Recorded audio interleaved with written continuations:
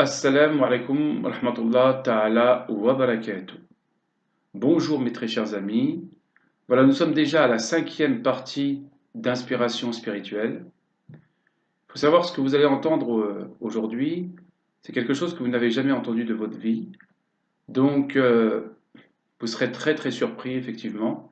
Moi, je vous dis simplement tout ce que j'ai reçu et je partage ici avec vous. Effectivement, j'aurais pu le garder secret. Je l'ai quand même gardé pendant 15 ans, d'accord, avant que aujourd'hui je vous en fais part. Je pense que c'est le moment. Peut-être que j'ai acquis un certain nombre d'années de maturité. Voilà, donc je vous fais part de ce que j'avais reçu il y a 15 ans. Tu ressens les choses car nous t'avons pourvu d'un don d'extrasensorialité. Il te sera développé si tu ne cherches pas à acquérir une notoriété avec, mais au contraire, que tu la mettes au service de l'humanité.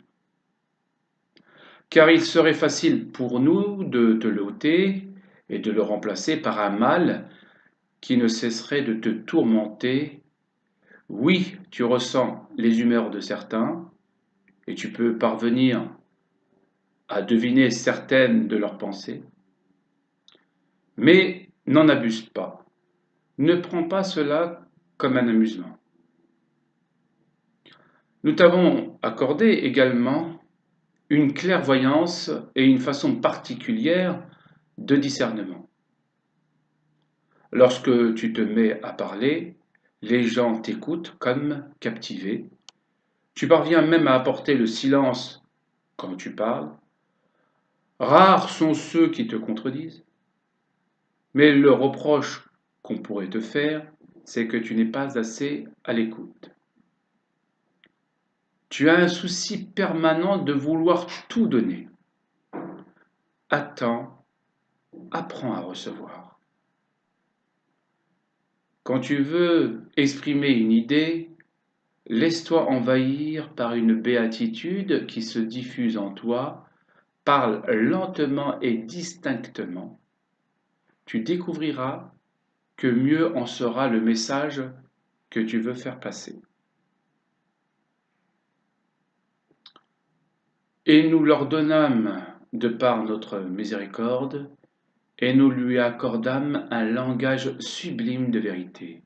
Sourate Marie, verset 50. Sois convaincu, lorsque tu veux réaliser une idée, un souhait, Allah ne peut que t'aider si tu désires remplir une tâche d'utilité universelle. Il te fera rencontrer des gens pour te lancer dans cette entreprise. Tu ne dois rien négliger si tu veux que ton projet aboutisse. Écoute bien. Ton projet est celui de répondre au mal que traverse cette société. Ne répond pas simplement à une dimension terrestre, mais elle s'inscrit aussi sur un autre plan.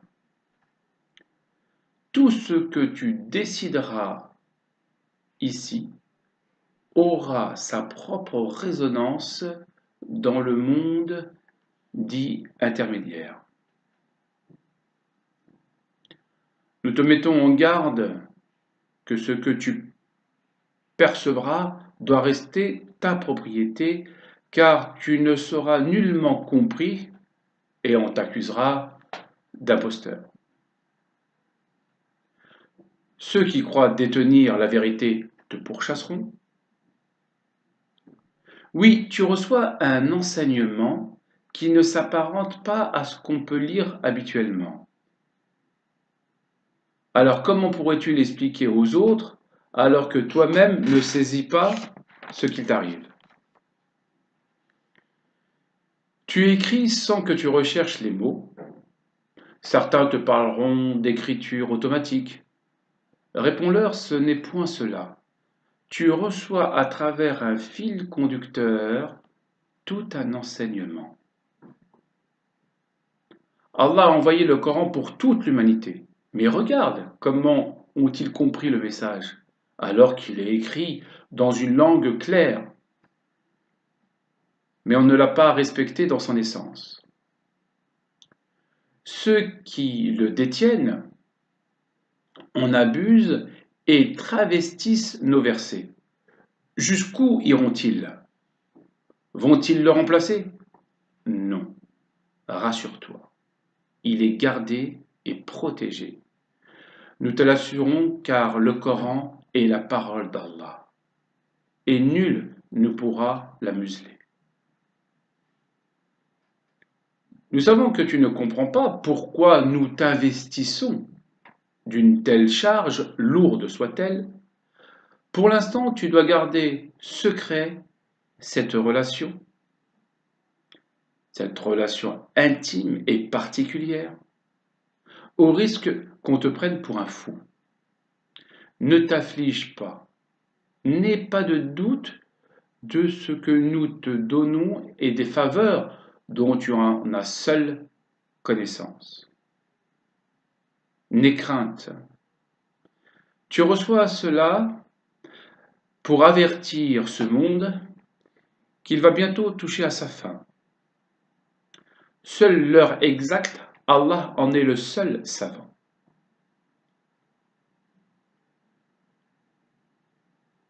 Il ne t'en sera nullement révélé, car le mystère doit rester entier,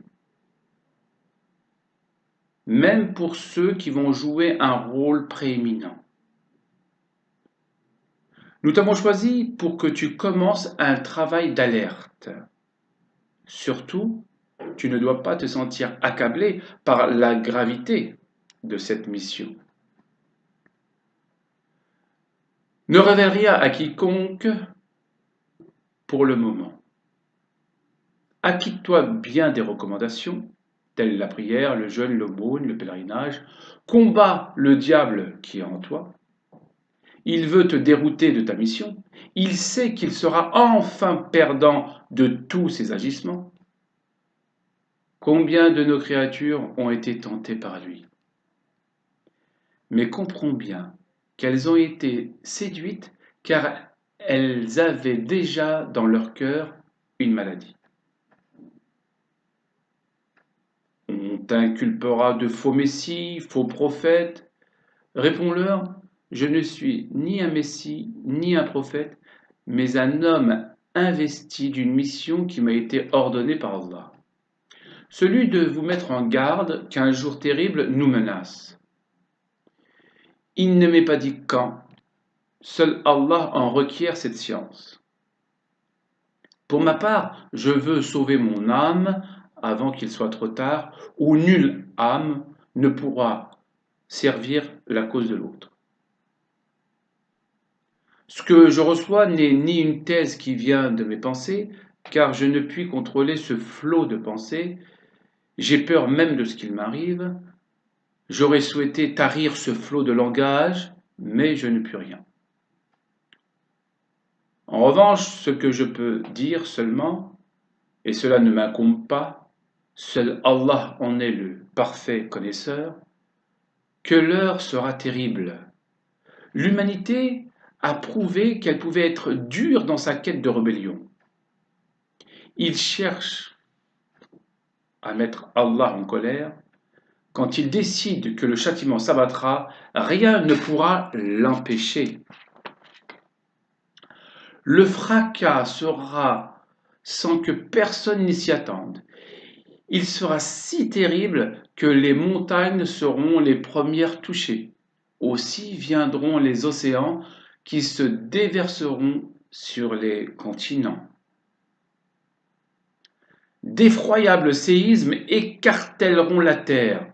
Une explosion sera si puissante que l'on pourra l'entendre à des années-lumière de la terre.